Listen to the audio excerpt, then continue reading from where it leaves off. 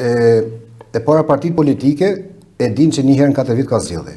Ka zgjedhje lokale dhe zgjedhje parlamentare. Pra, si më thënë, të dyja subjektet politike të mëdha në Shqipëri, që mbizotrojnë peshën kryesore elektorale, përgatiten që çdo 4 vite të përgatiten për zgjedhje. Është shumë e rëndësishme që subjektet politike duhet menojnë nga dita që përfunon, siç kanë përfunuar më 11 maj zgjedhjet, dhe të përgatitet për një palë zgjedhje tjera që do jenë në 2029.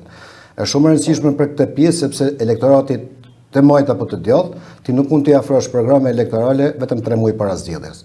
Është shumë e vështirë që njerëzit, qytetarët, pensionistët, mjekët, etj, arsimtarët, a kupton të asimilojnë një program sepse është një reklam shumë e vonuar, por në fund është shumë edhe pa kuptueshme në thelb nga njerëzit që do votojnë, sepse nuk votojnë vetëm thjesht drejtuesët dhe hierarkia politike, në përgjithësi votojnë qytetarë, është vota atyre që vendos verdiktin përfundimtar se kush do jetë drejtuesi, dhe në përgjithësi partitë politike, po flas për subjektin tim politik, mendojnë vonë për nxjerrjen e kandidaturë. Dhe kjo ndoshta ndikon negativisht sepse është shumë e domosdoshme, ka guste i përmendje me shumë drejt, dikur ka qenë kontakte sepse organizatat dhe seksionet tek ne kanë pas kontakt të mirë fill me pjesën e zonave sepse çdo seksion në përgjithësi përmbush një qendër votimi. Dhe kanë qenë shumë afër ato strukturat të Partisë Socialiste apo ato strukturat të Partisë Demokratike afër elektoratit atyne.